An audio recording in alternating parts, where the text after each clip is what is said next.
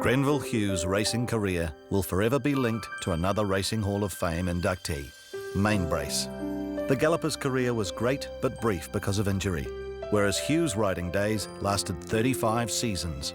In that time, he set the benchmark for riding technique, achieved enormous success, displayed incredible courage, and entertained countless race fans.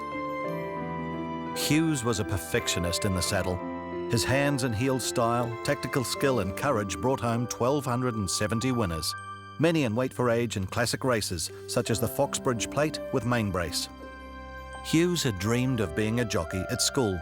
He first showed his love of speed on the wing for the Marist Midgets, scoring half the championship team's points for the season. He badgered his parents, Fred and Alice, to join a stable. When presented with the chance, the horses proved to be so uncontrollable that Hughes ran home, twice. His mother returned him to the stable, saying that was his career choice and he had to make it work. The war brought changes in racing, and Hughes ended up under the guidance of Norm Cunningham. The master trainer taught the raw stable boy the importance of balance and the correct positioning of hands, a natural way of getting the best response from a horse. Cunningham also encouraged Hughes to keep a scrapbook, as he believed the photos were instructional. Hughes heeded the lesson, and his books provide a first-hand insight into the great career that followed. Mind you, only the victories were marked in separate ledgers. His second place in the 1964 Melbourne Cup didn't rate a mention. Hughes' first race was in September of 1942 on British Talent. It ran last. The first win came 41 rides and 5 months later on Tiger Tan, which paid a handsome £74. The most notable win in those early seasons was on Royal Duchess in the Great Northern Oaks, the first of 8 victories in the Ellerslie Classic over 19 years. Hughes developed a reputation for planning races carefully. He excelled at weight for age contests because he was a great judge of pace and studied the opposition well. These skills and attributes brought a racing association with another champion in the making, Mainbrace. Hughes almost didn't make it into the saddle for their first race win in the Welcome Stakes in 1949. He was ordered not to ride because of suspected kidney stones. Hughes ignored the doctor, not for the first or the last time, and one of the great racing partnerships of the New Zealand turf was underway. It was a proud and successful combination. Hughes meticulously noted every race on the back of his favourite picture of the two of them. By the time injury ended Mainbrace's career, they had won 23 races from 24 starts together. So strong was the connection that Hughes even kept one of Mainbrace's teeth. Hughes would later say it was like driving a Rolls-Royce against Minis, as Mainbrace also helped him to win his first jockey premiership in the 1950-51 season with 67 wins.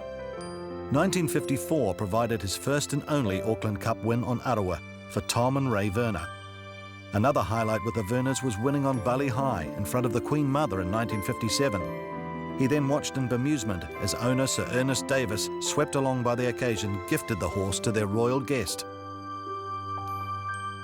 A second jockey premiership and a growing reputation in Australia as a horseman of skill, judgment and courage brought attempts to lure Hughes across the Tasman. He was offered a significant retainer, a house and a selection of horses from top trainers. But Hughes decided his family's best interests lay in New Zealand. The name G.F. Hughes on the semaphore was usually enough to send out a horse as favourite, and the jockey often kept the punters happy. He kicked home 5 winners in a day at Ellerslie in 1954 and is believed to have ridden 4 winners in a day on 10 occasions. Hughes continued to be associated with great horses and classic wins in the following decades. He won the New Zealand Cup on Beau's Army, the Wellington Cup on Gay Fallu, and the Wellington Derby on Ben Lomond, and enjoyed success with Terrific in the late 60s. By December of 1966, 24 years of racing saw Hughes become the 4th jockey to achieve the 1,000 winners milestone. The first 3, Jim Ellis, Bill Broughton and Bill Skelton, were among the many cherished telegrams and cards of congratulations. Like most jockeys, Hughes suffered numerous injuries throughout his career. He was renowned for ignoring medical advice and riding on. One example was being dumped by Hai Bing before the Clifford Plate in 1974. Hughes climbed out of the ambulance and back onto the horse and won. Another notable incident was when Hughes was scalded by water from his car radiator just before Christmas the same year. Hughes looked like he should have been in hospital, yet he rode on Boxing Day and came home with 4 winners. The end of Hughes' career came abruptly, 6 weeks after his 49th birthday in 1976. Hughes decided that was enough and he was happy to retire to his DIY lifestyle. He'd been happily displaying his skills on the home knitting machine for years and distributing them amongst his friends and family. He also devoted a lot of time to training a new generation of riders. By the time the saddle was put away for the last time, Hughes had ridden 1,270 winners in New Zealand and Australia. He won the Jockey's Premiership twice and most of the New Zealand Classics at least once. A year later, Hughes was awarded the MBE. He said it was thanks for the entertainment. Those who saw him in the saddle knew it was a fitting reward for a jockey with a tremendous will to overcome adversity, a sense of showmanship, and superlative skills as a rider.